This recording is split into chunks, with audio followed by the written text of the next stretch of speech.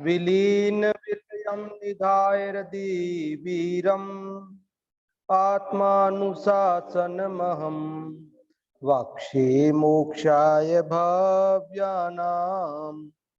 जो लक्ष्मी के निलय रूप उन अविनाशी प्रभु कोर धार, ग्रंथ रचूं आत्मानुशासन, भव्य जनों को है स्वीकार, भव्य जनों को है स्वीकार।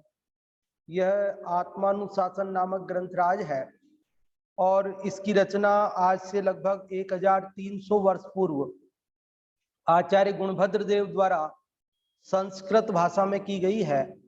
इसमें 270 श्लोक हैं और हम इसके 236 श्लोक पढ़ चुके हैं। आज हम 237वां श्लोक पढ़ेंगे। ये 237वें श्लोक में क्या बात कहने वाले हैं वो अभी हम इस श्लोक को पढ़ते हैं तो अपने को ख्याल में आएगी। छोटा सा छंद है, अनुष्टुप छंद। पहले भी अपन इस छंद को पढ़ चुके हैं, कल भी अनुष्टुप छंद था। बहुत आसान होता है इसे पढ़ना। राग द्वेषौ प्रवृत्ति स्यात् निवृत्तिस्तन्निषेधनम् तौ च बाह्यार्थ संबद्धौ तस्मास्तांच परित्यजेत्। राग द्वेष ही है प्रवृत्ति और है निवृत्ति ही उनका त्याग। इनका है संबंध बाह्य द्रव्यों से, इन्हें करो परित्याग। क्या कह रहे हैं आचार्य गुणभद्र देव इस श्लोक में? जैसा कि शीर्षक है प्रवृत्ति, निवृत्ति और उनके कारण। उत्थानिका में भी लिखा है कि प्रवृत्ति और निवृत्ति का स्वरूप और उसका मूल कारण क्या है, यह बात आगामी छंद में कहते हैं। इसका संस्कृत से अर्थ देखते हैं पहले। राग द्वेषौ प्रवृत्ति ही स्यात्, कि राग द्वेष को प्रवृत्ति कहते हैं। पेज नंबर है 217, श्लोक नंबर है 237। समझ में आ रही बात? राग द्वेषौ प्रवृत्ति ही स्यात्, राग द्वेष प्रवृत्ति है। स्यात् मतलब है या होती है। और इसका संधि विच्छेद करेंगे अपन स्यान निवृत्ति तन निषेधनम का। तो स्यात् उसके बाद निवृत्ति ही विसर्ग, उसका विसर्ग का आदस्य हुआ है। फिर है तन निषेधनम को अलग करेंगे तो तत् जो आधा तय था उसका न हो गया और फिर निषेधनम। तो इसके संधि विच्छेद करने पर कितने शब्द बन गए? 4 शब्द बन गए। एक शब्द के 4 शब्द हो गए। कौन कौन से? स्यात्, निवृत्ति ही, तत्, निषेधनम। तो अब चारों का अर्थ समझते हैं। स्यात् का मतलब तो है, तो है इससे जुड़ गया पहले वाले से। राग द्वेषौ प्रवृत्ति ही स्यात्, राग द्वेष को तो प्रवृत्ति कहते हैं। ठीक है, अब 3 शब्दों का और अर्थ समझते हैं। निवृत्ति ही, निवृत्ति किसे कहते हैं? तो तत्, तत् मतलब उसके, निषेधनम, निषेध मतलब अभाव को। किसके अभाव को? राग द्वेष के अभाव को निवृत्ति कहते हैं। तो पहली पंक्ति का अर्थ समझ में आया कि राग द्वेष को प्रवृत्ति कहते हैं और राग द्वेष के अभाव को निवृत्ति कहते हैं। फिर से बोलता हूं, राग द्वेष को क्या कहते हैं? प्रवृत्ति। और निवृत्ति किसको कहते हैं? तो राग द्वेष के अभाव को निवृत्ति कहते हैं। पिछले 2 दिनों से प्रवृत्ति नहीं करो, निवृत्ति करो, ये बात चल रही है।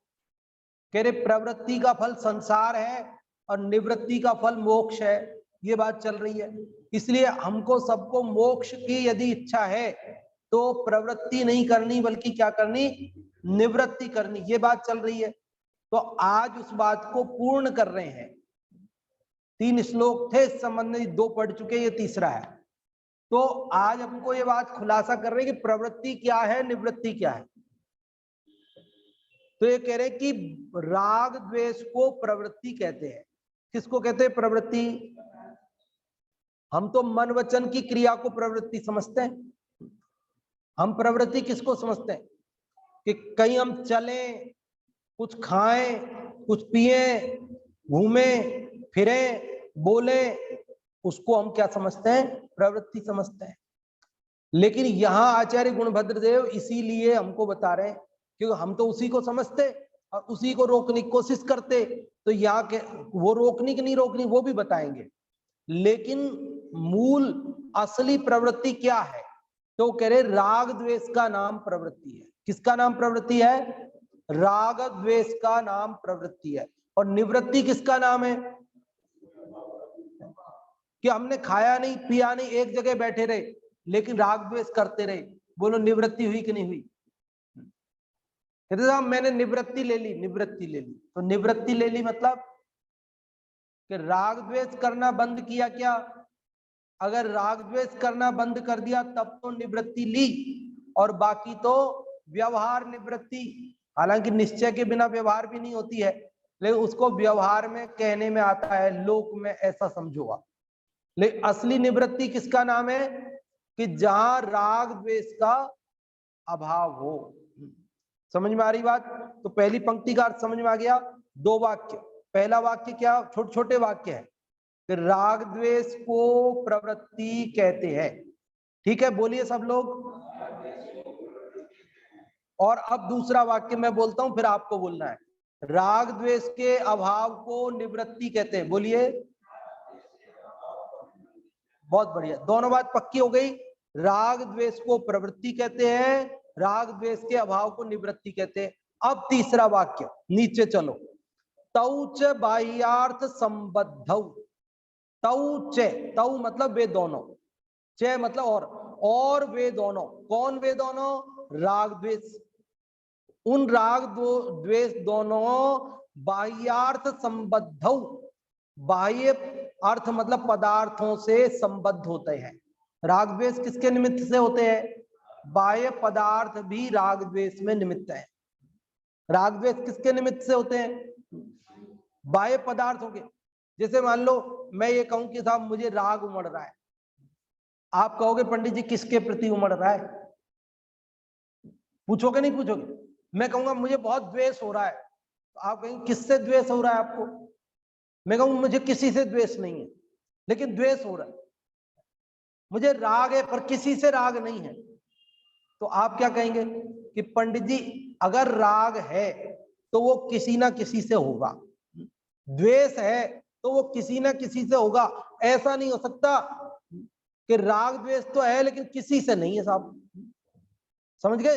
तो राग द्वेष में बाहर द्रव्यों से ही होता है राग द्वेष। राग द्वेष किससे होता है?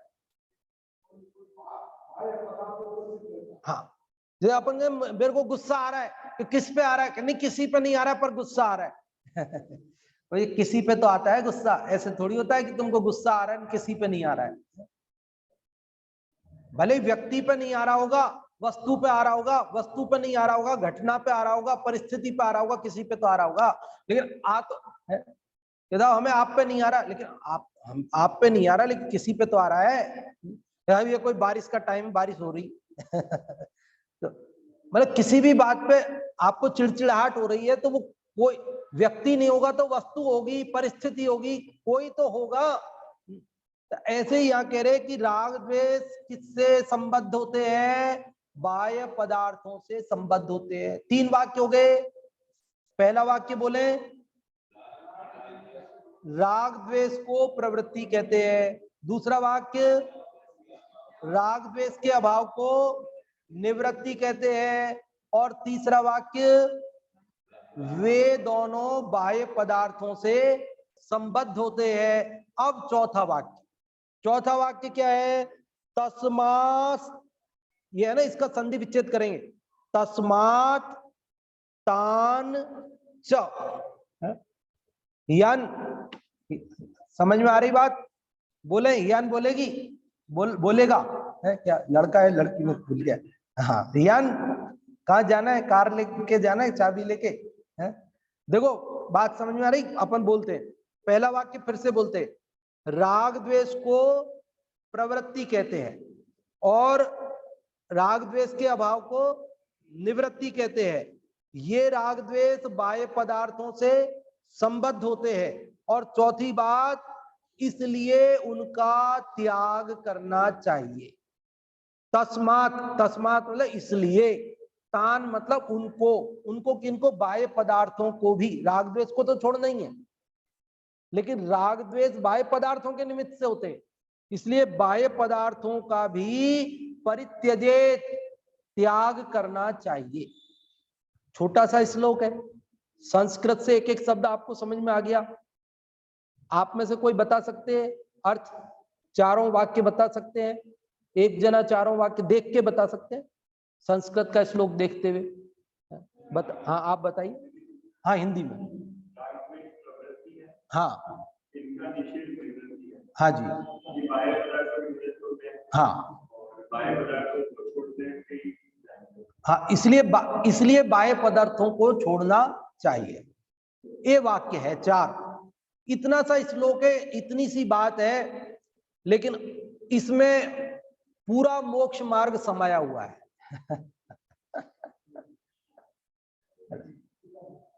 पूरा मोक्ष मार्ग है इतनी सी बात में। भैया राग द्वेष कहां से हो रहे हैं, क्यों हो रहे हैं, कैसे मिटे? क्योंकि राग द्वेष संसार का कारण है और राग द्वेष का अभाव मुक्ति का कारण है। तो हमें राग द्वेष का अभाव करना है, तो वो कह रहे राग द्वेष बाह्य पदार्थों से संबद्ध होते हैं, इसलिए बाह्य पदार्थ का भी त्याग करना चाहिए। देखो अब जिनागम में अनेक अपेक्षाओं से अनेक बात आती है, तो अब अपने को ये भी बात समझने की है कि देखो बाह्य पदार्थ को भी यहाँ त्यागने योग्य कहा है, क्योंकि बाह्य पदार्थ को भी राग द्वेष का कारण कहा है। देखो कर्मान योग में जो कर्म होते हैं ना, उन कर्मों के 9 कर्म भी बताए हैं। क्या बताए हैं? आपने सुनी कि नहीं सुनी ये बात? कर्म होते हैं, कर्मों के 9 कर्म भी बताए। जैसे दर्शनावरण कर्म, दर्शनावरण कर्म है, जैसे निद्रा निद्रा निद्रा प्रचला, ये सब चक्षु दर्शनावरण अचक्षु दर्शनावरण 9 भेद है ना उसके। तो उनमें निद्रा निद्रा ये सब दर्शनावरण के भेद हैं। नींद आती है वो किससे आती है? दर्शनावरण कर्म के उदय से। लेकिन वहां कुछ सहायक सामग्री भी होती है नींद की। नींद की कुछ सहायक पदार्थ भी होते हैं बाहर के। अगर वे सहायक पदार्थ ना हो तो कई बार निद्रावर्णी कर्म का उदय आता है, दर्शनावर्णी कर्म का उदय आता है, लेकिन नींद नहीं आती। और कभी कभी ऐसा होता है कि वो बाहरी पदार्थों का ऐसा मेल बैठ जाता है, तालमेल, तो नींद आ जाती है। समझ रहे? अभी देखो रात को अपने को प्रमाद आ रहा, आलस आ रहा है, गर्मी, नींद आ रही है, लेकिन गर्मी पड़ रही है, मच्छर काट रहे हैं, नींद नहीं आ रही। टेंशन हो रही है दिमाग में, कोई नुकसान हो गया तो नींद नहीं आ रही। लेकिन बरसात, बादल आ गए, बरसात हो रही, ठंडी ठंडी हवा, बिल्कुल मौसम ठंडा हो गया और कोई मच्छर वच्छर नहीं काट रहे, दिन भर से अपन थक गए थे और शाम को पेट भर के खाना खाया, तो नींद कैसी आएगी? बोलो कैसी आएगी नींद? गुड़ डाल करके दही खा लिया, अब तो गहरी नींद आनी है। ये 9 कर्म है, दर्शनावर्णी कर्म के 9 कर्म है। दर्शनावर्णी कर्म का 9 कर्म है, छाछ पी ली, अब नींद तो आएगी ना भाई। भूखे पेट में नींद नहीं आती, और भरे पेट में गरिष्ठ भोजन किया हो तो, गरिष्ठ भोजन कर लिया हो तो नींद आती है। तो ये गरिष्ठ भोजन का बुद्धि पूर्वक त्याग करो अगर नींद का त्याग करना है। अगर हम चाहते हैं हमें नहीं सो, जैसे अपने विद्यार्थी को रहता है ना कि मुझे पढ़ना है, कल परीक्षा है, कल परीक्षा है, पढ़ना है, मुझे सोना नहीं है, तो वो हल्का भोजन करता है, कम भोजन करता है और फ्री हो जाए, अभी सोना ही है, आज रविवार है, चलो पेट भर के भोजन करते हैं। तो ये बाह्य पदार्थों का भी ऐसा निमित्त नैमित्तिक संबंध है। समझ में आ रही बात? हम लोग क्या समझते हैं कि एक तरफा बात सोचते हैं, एक तरफा बात सुनते हैं, तो अपने को ऐसा लगता है कि बाह्य पदार्थों से मेरे को क्या? हाँ, बाह्य पदार्थों से तेरे को कुछ नहीं है, लेकिन इनका भी निमित्त नैमित्तिक संबंध है, इसीलिए आचार्यों ने इनका भी त्याग करने की बात कही। तभी तो मुनिराज घर छोड़ के वन में जाते ध्यान करने के लिए, घर में क्यों नहीं कर लेते? भाई ध्यान करना है ना, आत्मा का ध्यान करना है, तो उसमें जंगल की क्या जरूरत है, घर में कर लेना, क्या दिक्कत है। मुनिराज गुणस्थान बढ़ गया, विशुद्धि बढ़ गई, 3 कसाय चौकड़ी का अभाव हो गया, तो अब घर में ही ध्यान कर लें, क्या करना, केवल ज्ञान घर में ही हो जाएगा। अपना घर है, कोई डिस्टर्ब क्या करना, अपना अलग कमरा छत पे बना दो, वहीं ध्यान कर लो अपने, बंद कमरा करके, कोई डिस्टरबेंस करने वाला नहीं, तो वहीं केवल ज्ञान हो जाएगा। बंद कमरे में, छत पे नहीं होता, क्यों, किसी को नहीं हुआ आज तक, हो ही नहीं सकता है, होता ही नहीं है। इसीलिए तो वन जंगल में जाते हैं ये सब छोड़ करके, क्योंकि ये नो कर्म है, ये बाह्य पदार्थ भी राग द्वेष के निमित्त बनते हैं, इसलिए इनका भी त्याग किया जाता है। वस्त्रों का त्याग करते हैं, ये सब त्याग करते हैं ना, क्यों, क्योंकि बाह्य पदार्थों का भी राग द्वेष से निमित्त नैमित्तिक संबंध है। जैसा पदार्थ हमारे हाथ में आता है ना, वैसे भाव हो जाते हैं हमारे। अभी आपको हमने ये आत्मानुशासन जी दिया हाथ में, तो आप, अच्छा, अरे इसमें क्या लिख रही है, अरे यहाँ तो राग द्वेष बाह्य पदार्थों के त्याग की बात कही, और यही आपको मान लो कोई आता है ना, रस रंग है, अखबार में आता है, अखबार में एक पन्ना फिल्मी हीरो के फोटो छपते हैं, और अब वो पन्ना जैसे ही आपके हाथ में आता है, आपके परिणाम बदल जाते हैं। आप फर्स्ट पेज पे जब राजनीति की खबरें पढ़ते हो, तब आपके परिणाम अलग जात के होते हैं, और जब आप खेल समाचार वाले पेज पे पहुंच जाते हो, तो आपके परिणाम अलग जात के हो जाते हैं, और जब आप बिजनेस वाले पेज पे पहुंचते हो, तो क्या वो राजनीति वाले या वो परिणाम रहते हैं खेलकूद वाले, परिणाम बदल जाते हैं तेजी से, और जब आप वो एक पेज फिल्म वाला आता है, फिल्म वाले पेज पर पहुंचते हो, तो परिणाम फिर बदल जाते हैं। तो बाह्य पदार्थों के अनुसार राग द्वेष का संबंध है। हमारे हाथ में कोई पिस्तौल आ जाए ना, पिस्तौल, बंदूक आ जाए, तो हमको लगता है चला के तो देखे देगा निशाना लगता है कि नहीं लगता है, कि तुम्हें किसको निशाना लगाना है, कि नहीं नहीं किसी को नहीं लगाना है, पर देखें तो सही चला के चलती भी है कि नहीं है, कैसे चलती है। और यदि हाथ में शास्त्र आता है, तो क्या होता है कि देखा इस शास्त्र में क्या लिखी बात, माला देख करके, प्रतिमा देख करके आपके परिणाम, मंदिर देख करके परिणाम अलग जात के होते हैं, और दूसरी चीजों को देख करके परिणाम होते कि नहीं होते, परिणामों में अंतर आता है कि नहीं बाह्य पदार्थों के अनुसार। अभी हम राजसमंद गए थे ना, अभी 15 दिन पहले, महीना भर पहले, तो अब वो मैंने कहा वो राजसमंद झील किधर है, तो आए तो झील तो देख ले, मैंने कहा तो उन्होंने कहा ये रही, बस ये यहीं पे, बस इधर जाओ तो ये रही झील, पास में ही है, वहां अंदर शहर में ही। तो वहां बाजार में तो कोई भाव भाषण ही नहीं, और वहां पहुंचे झील पे, और ठंडी ठंडी हवा चल रही, एकदम शांत शांत, पर एकदम अलग ही वातावरण। मैंने कहा ये यहाँ बगल की बगल में झील थी, यहाँ तो बाजार में तो गर्मी लग रही थी, और यहाँ आते ही ठंडक मिली, शीतलता मिली, ठंडी ठंडी हवा चल रही, बाजार में क्यों नहीं चल रही, यहाँ पास बाजार में और झील में आधा किलोमीटर का भी अंतर नहीं, तो बाजार में तो गर्मी लग रही है, और वहां पे तो परिणाम तुरंत बदलते। राग द्वेष का संबंध बाह्य पदार्थों से भी है, इसलिए हमें राग द्वेष नहीं करना है, तो बाह्य पदार्थों का भी क्या करना है, त्याग करना है। टोडरमल जी साहब ने मोक्ष मार्ग प्रकाशक में पंक्ति लिखी कि बिना प्रतिज्ञा के परिणाम नहीं रुकते।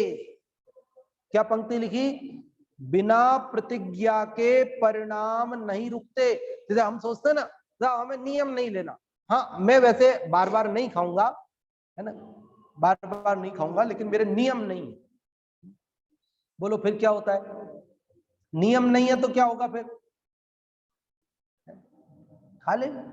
और यदि नहीं नहीं मेरे नियम है, बस एक ही बार खाना है, मेरे नियम है बस, फिर क्या होता है कि फिर तो कितने ही प्रसंग उपस्थित होवे, तो हमारे अंदर से परिणाम ही नहीं आता कि मैं खा लूं, अंदर से परिणाम आता नहीं नहीं मेरे तो आज नियम है, मेरे तो एक बार का नियम है।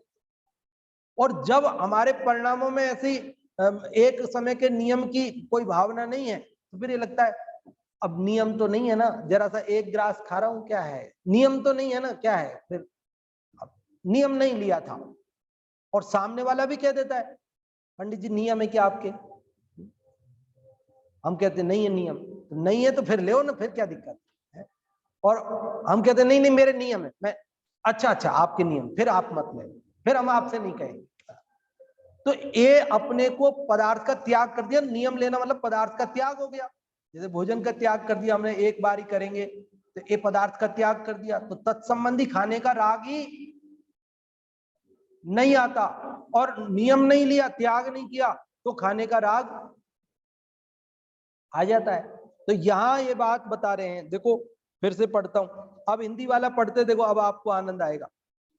राग द्वेष ही है प्रवृत्ति अरु, है निवृत्ति ही उनका त्याग, इनका है संबंध बाह्य द्रव्यों से, इन्हें करो परित्याग। क्या कह रहे, राग द्वेष ही प्रवृत्ति है और इनका त्याग ही निवृत्ति है, इसलिए, और इनका संबंध राग द्वेष बाह्य पदार्थों से है, इसलिए बाह्य पदार्थों का भी क्या करो, परित्याग करो। अपने को लगता है कि अरे बाह्य पदार्थों के त्याग की क्या जरूरत है, नियम लेने की क्या जरूरत है, प्रतिज्ञा करने की क्या जरूरत है। अपने परिणाम बहुत कमजोर हैं, नियम बिना दृढ़ होते नहीं है, त्याग किए बिना दृढ़ नहीं होते। जैसे अपने को ये नियम है कि नहीं मेरे को तो स्वाध्याय में जाना ही है, मेरे 1 महीना में स्वाध्याय में शाम को रोज जाऊंगा, मेरे नियम है। फिर कितनी भी बरसात आए मेरे को तो जाना है। और यदि मेरे नियम नहीं है तो क्या होगा, अरे आज बूंदाबांदी है आज रहने देते, परिणामों में आएगा कि नहीं आएगा, आएगा। अब वो हमारी दृढ़ता कितनी है उसके अनुसार उसका निर्णय हो जाता है। लेकिन यदि नियम है तो फिर तो वो काम होना ही है। तो ये बाह्य पदार्थों का राग द्वेष से संबंध है, इसलिए बाह्य पदार्थों का भी त्याग करना चाहिए। हमको लगता है साहब अध्यात्म के अनुसार बाह्य पदार्थों का आत्मा से क्या लेना देना है, मैं तो भिन्न हूं, एक गायक हूं, ये पदार्थों का त्याग करने की बात क्यों। देखो आचार्य अमृतचंद्र से बड़े अध्यात्मी तो नहीं है ना हम, आचार्य अमृतचंद्र देव ने तो आत्मख्याति लिखी है समयसार की टीका, उनसे बड़े अध्यात्मी तो नहीं हुए ना हम। आचार्य अमृतचंद्र देव क्या लिख रहे हैं वो सुनो आप, आचार्य अमृतचंद्र देव क्या लिख रहे हैं। आचार्य अमृतचंद्र देव ने लिखा, सूक्ष्मापि न खलु हिंसा पर वस्तु निबंधना भवति पुंसा, हिंसायतन निवृत्ति परिणाम विशुद्धये तदपि कार्या। समझ में नहीं आया होगा, मैं अर्थ बताता हूं। ये आचार्य अमृतचंद्र देव ने लिखा है। किन्होंने लिखा है, आचार्य अमृतचंद्र देव का श्लोक है ये, पुरुषार्थ सिद्धि उपाय में आया है। जिन्होंने समयसार की आत्मख्याति टीका लिखी है उन्होंने ही लिखा है। क्या लिखा है इसमें, सूक्ष्मापि न खलु हिंसा, क्या कह रहे, सूक्ष्म भी हिंसा नहीं होती, किससे, पर वस्तु निबंधना, पर वस्तु के कारण से हिंसा सूक्ष्म भी नहीं होती। कि सब पर वस्तु के कारण से हिंसा नहीं होती है तो फिर पर वस्तु का त्याग करने की बात क्यों करते हो। या त्याग की बात कर रहे हैं ना, शास्त्रों में त्याग की बात की है। तो आचार्य अमृतचंद्र देव ने कहा कि सूक्ष्म भी हिंसा परद्रव्य के निमित्त से, परद्रव्य के कारण से नहीं होती है। फिर अगली पंक्ति में क्या कह रहे हैं, अगली पंक्ति में क्या कह रहे, हिंसायतन निवृत्ति ही, फिर भी हिंसा के आयतन जहां हिंसा होती है उन स्थानों का, उन कार्यों का, उन पदार्थों का त्याग कर, निवृत्ति मतलब अभाव, त्याग करो।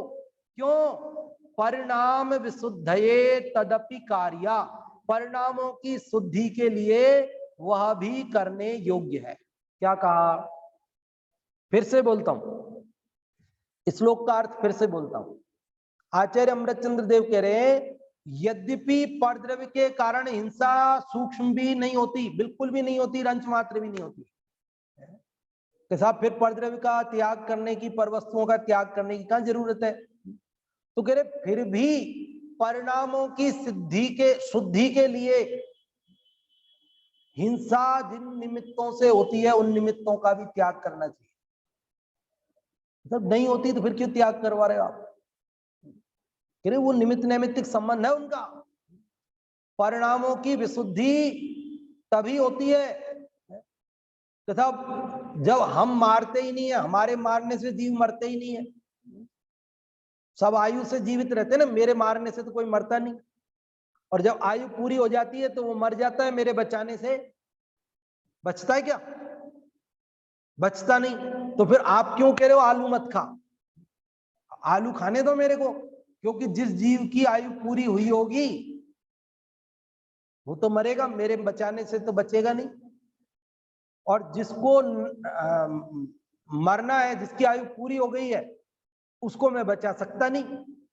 तो फिर आप मेरे को ये क्यों कहते हो कि साहब मांसाहार मत करो, कि शराब का सेवन मत करो, ये मद्य मांस मधु का सेवन मत करो, तो ऐसा क्यों कहते हो? जमीकंद का सेवन मत करो, रात्रि में भोजन मत करो, तो ये क्यों कह रहे हो?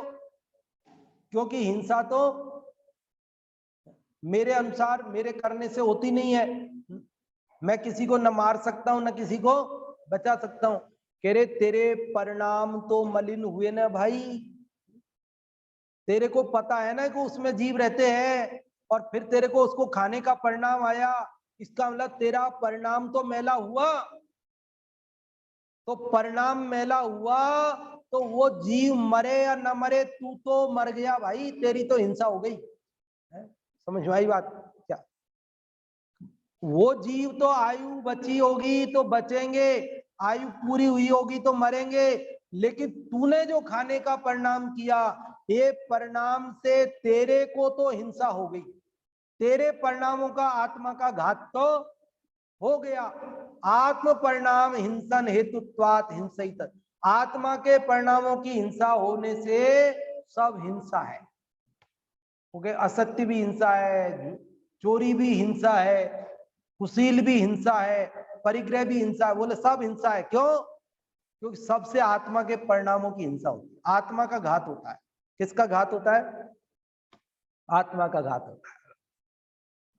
समझ में आ रही कि नहीं आ रही बात? आप पूछना, नहीं समझ में आए तो, नहीं समझ में आए तो पूछना।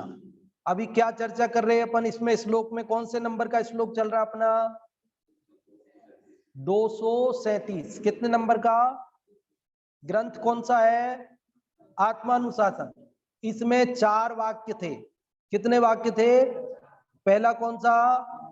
राग द्वेष का नाम प्रवृत्ति है। दूसरा वाक्य, राग द्वेष के अभाव का नाम निवृत्ति है। राग द्वेष परद्रव्य के निमित्त से होते हैं, इसलिए परद्रव्य का भी त्याग करना चाहिए। हम परद्रव्य का त्याग नहीं करके, और हम ये समझते हैं कि परद्रव्य के त्याग की क्या जरूरत है। तो भैया बड़े बड़े त्यागी तपस्वी सब ने त्याग तो किया ना। त्यागी, त्यागी व्रति बोलते कि नहीं बोलते? त्यागी व्रति, व्रत भी त्याग ही है। त्याग और व्रत की तो सारी महिमा है, क्योंकि राग द्वेष का संबंध परद्रव्यों से है। बिना परद्रव्य के निमित्त, बिना परद्रव्य के ऐसे ही हवा में नहीं होते राग द्वेष। राग द्वेष हवा में नहीं होते हैं। राग द्वेष किस में नहीं होते?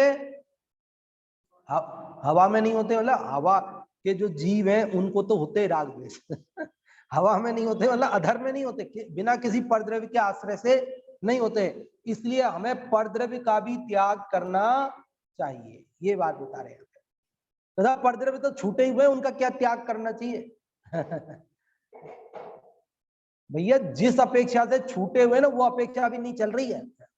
अभी तो जिस अपेक्षा से तूने ग्रहण कर रखे है ना, उस अपेक्षा से तू त्याग कर दे। ये वस्तु मेरी है, ये वस्तु मेरी है, ये वस्तु मेरी है।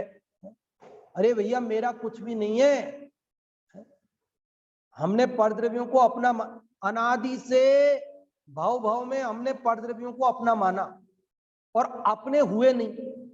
क्या समस्या, क्या राग द्वेष क्यों होता है? देखो मैं बताऊं आपको इसकी।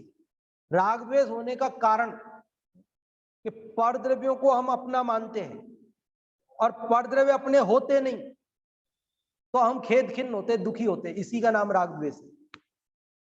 राग द्वेष क्यों होते हैं? कि परद्रव्य को हम अपना मानते हैं, परद्रव्य अपना होता नहीं है, फिर हम खेद खिन्न होते हैं। हमने बेटे को अपना माना, बेटा अपना है ही नहीं, तो हम दुखी होते। अब अपना पहले भी नहीं था, अपना अभी भी नहीं है, लेकिन पहले हम उसको राग करे और फिर हम द्वेष करने लगे। अरे भैया, तू पहले ही ये जान लेता कि ये मेरा नहीं है तो राग नहीं होता, और अभी जान ले कि मेरा नहीं है तो द्वेष नहीं होगा। पहले उसे अपना मानकर राग, जब तेरा कहना मान रहा था तो तू राग कर रहा था, और जब तू तेरा कहना नहीं माना, किसी बात में विचार नहीं मिले, तो तू द्वेष करने लगा। अरे भैया, जब तेरा कहना मान रहा है उस काल में भी तेरा नहीं है, ठीक है, तेरी इच्छा और उसकी इच्छा दोनों की मिल गई, तो मिल गई तो तेरे को लगा तेरे कहा मान लिया, और जब तेरी इच्छा अलग हुई और उसकी इच्छा अलग हुई और ऐसी स्थिति में तालमेल नहीं मिला, तो हमें लगा कि हमारा कहना नहीं माना। समझ में आ रही बात? तो यहां क्या कह रहे हैं कि राग द्वेष क्यों होते हैं? क्योंकि परद्रव्य को हम अपना मानते हैं, और अपने परद्रव्य होते हैं क्या? एक द्रव्य दूसरे द्रव्य का हो सकता है क्या? तीन लोक तीन काल में संभव नहीं है कि एक द्रव्य दूसरे द्रव्य का हो जाए, तो होता ही नहीं। तो होता ही नहीं तो हम क्या करते हैं? राग द्वेष करते हैं। या राग द्वेष के अभाव का उपाय क्या है फिर? कि राग द्वेष के अभाव का यही उपाय है कि परद्रव्य को परद्रव्य मान लो, बाह्य पदार्थ को बाह्य पदार्थ मान लो कि ये मेरे से बाहर है, मेरा नहीं है, बस खत्म बात। परद्रव्य को परद्रव्य मान लेना, परद्रव्य जान लेना, ये ही राग द्वेष छोड़ने का उपाय है। हमने परद्रव्य को अपना माना, परद्रव्य को अपना जाना, ये राग द्वेष का कारण है। और राग द्वेष से छूटने का उपाय क्या है? कि जिसके कारण से राग द्वेष हो रहे वो कारण दूर करो। कि परद्रव्य को अपना जानने मानने के कारण राग द्वेष हो रहे, तो परद्रव्य को अपना जानना मानना छोड़ेंगे तो क्या होगा? तो यह परद्रव्य का त्याग करा रहे ना, तो परद्रव्य का त्याग करो, मतलब परद्रव्य को अपना मानना छोड़ो पहले तो, फिर परद्रव्य को अपना जानना छोड़ो, साथ में ही होता है। परद्रव्य को अपना जानना मानना, तो जब परद्रव्य को अपना जानना मानना छोड़ दिया, इसी का नाम परद्रव्य को छोड़ना है, और क्या है? फिर परद्रव्य छूट जाता है, फिर रहता थोड़ी क्या। कब तक रहेगा परद्रव्य साथ में? जब हमने उसे अपना मानना जानना ही छोड़ दिया।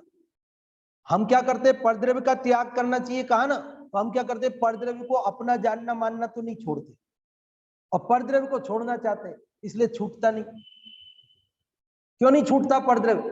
क्योंकि परद्रव्य को हम अपना है ऐसा जानते हैं, ऐसा मानते हैं, और फिर हम उसको छोड़ना चाहते हैं, तो वो छूटता नहीं। छूटता है परद्रव्य? कब तक नहीं छूटता? जब तक हम उसे अपना जानना मानना नहीं छोड़ते, तब तक वो नहीं छूटते, तब तक उसका राग द्वेष नहीं छूटता। भले बाहर में छूट जाए, हम इस कमरे से निकल के उस कमरे में अलग जाके बैठ गए कि नहीं नहीं मुझे किसी से कोई लेना देना नहीं है, सब स्वार्थ के सगे हैं, तो क्या होगा? छूट गए। अब वे याद आते हैं, जिनको छोड़ के आया वे याद आते हैं, उन्हीं के प्रति राग द्वेष उमड़ता है। क्यों? क्योंकि अभी परद्रव्य को अपना जानना मानना छूटा नहीं। तो छूटा नहीं तो बाहर में भले आकाश के क्षेत्र में अलग हो गया, लेकिन अलग होने पर भी राग द्वेष नहीं छूटे, तो प्रवृत्ति चालू है, तो प्रवृत्ति चालू है। मन वचन काय की प्रवृत्ति को हम प्रवृत्ति समझते हैं ना, कहते भी है। तो वो क्यों कहते हैं? वो कारण में कार्य का उपचार करके कहने में आता है। क्योंकि हमारी संसारी जीवों की जो मन वचन काय की प्रवृत्ति है ना, वो राग द्वेष मूलक है। हम मन वचन काय की प्रवृत्ति भी करते हैं ना, तो उसमें राग द्वेष हो जाते हैं। तो किसी को देखा अच्छा है, देखा बुरा है, बेकार लग रहा है, नहीं देखना मेरे को। तो हमारी जो मन वचन काय की प्रवृत्ति है वो क्या है, राग द्वेष मूलक है। असली प्रवृत्ति राग द्वेष है। ठीक है, हमारे राग द्वेष की प्रवृत्ति किसके माध्यम से पाई जाती है, मन वचन काया के माध्यम से। इसलिए मन वचन काय की प्रवृत्ति को भी प्रवृत्ति कहने में आता है। और अरहंत भगवान की मन वचन काय की प्रवृत्ति, वो प्रवृत्ति नहीं कही जाती। क्यों? क्योंकि वो राग द्वेष मूलक नहीं है। विहार होता है उनका, लेकिन राग द्वेष पूर्वक नहीं होता। तो मुझे इस इलाके में तो जाना है, इसमें नहीं जाना, मैं उत्तर भारत में जाऊंगा, दक्षिण में नहीं जाऊंगा, दक्षिण में जाऊंगा, उत्तर में नहीं जाऊंगा, है कि मैं राजस्थान में नहीं जाऊंगा, एमपी में जाऊंगा, एमपी में नहीं जाऊंगा, राजस्थान में जाऊंगा। ऐसा भेद, ऐसा राग द्वेष है। समोसरण सहित विहार होता है अरहंत भगवान का। तो ऐसे राग द्वेष पूर्वक होता है कि मुझे इसको तो समझाना है, इसको नहीं समझाना है, ऐसा परिणाम होता है उनको? नहीं होता है।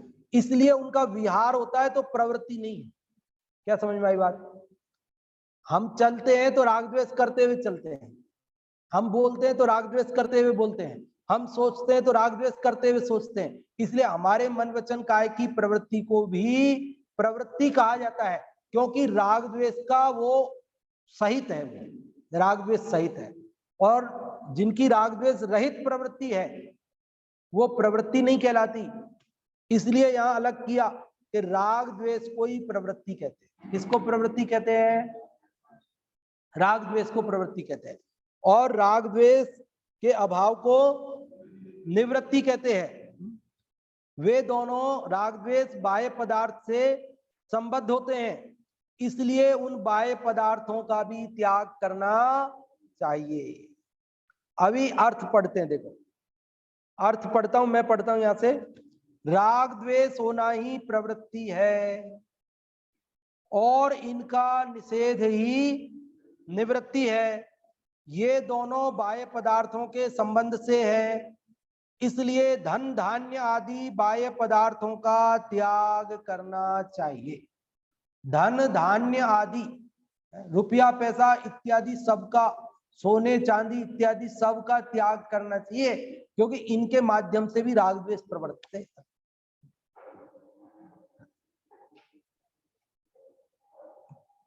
पास में होता है ना, पैसा साथ में हो तो वैसे ही परिणाम आते हैं उसकी रक्षा के, उसको बढ़ाने के, उसकी सुरक्षा के, ये सारे परिणाम, उसको भोगने के, कहाँ खर्च करूं, कैसे करूं, कहाँ रख दूं, कैसे बढ़ जाए, ऐसे ही ऐसे परिणाम आते हैं। और होवे नहीं तो खत्म, खेल खत्म, क्या करना आपने। यूं कहते हैं कि जहां पे वो जमीन में कुछ सोना गड़ा हो तो वहां पे चूहा भी फुदकता है आकर। जमीन के अंदर कहीं, जैसे जमीन में कोई सोना वोना गाड़ देते तो उस जगह पे आके चूहे को भी वो उछाल आता है। वहां पे चूहा भी आएगा तो वहां पे कूदेगा, अरे तेरे तू क्यों कूद रहा है, वहां तो नहीं कूद रहा था, यहाँ कूद। तो वो ऐसा, मतलब पृथ्वी का प्रभाव है, वहां नीचे पड़ा रहता है ना सोना, तो वो उस जगह पे आके चूहा भी कूदने लगता है। ऐसी कहावत है जगत में।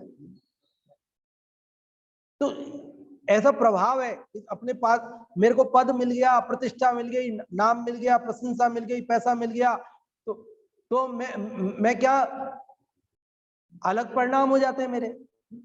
अपने परिणामों को संवरित करना बड़ा मुश्किल हो जाता है, और वो सारे संयोग नहीं होवे तो सहज रूप से व्यक्ति को समझ में आने लगती है, अरे क्या हम अभिमान में क्यों चूर हो जाते हैं, तब मुझे क्या जरूरत है, मेरे पास 4 पैसे हैं, मेरे शरीर में ताकत है, तो मुझे किसी की क्या सुनना है।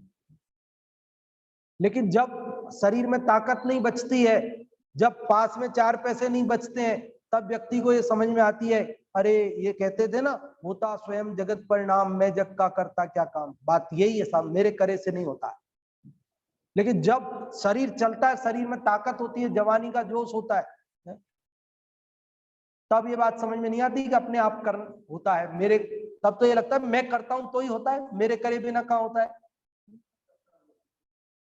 लेकिन जब हम बीमार हो जाते हैं, जब हमारे करने से कुछ होता नहीं है, हम उठना चाहते हैं, उठ नहीं पाते हैं, तब समझ में आती है, अरे वो शास्त्र में लिखी थी ना कि वो मेरे करने से नहीं होता, सब अपने आप होता, तब समझ में आती है बात।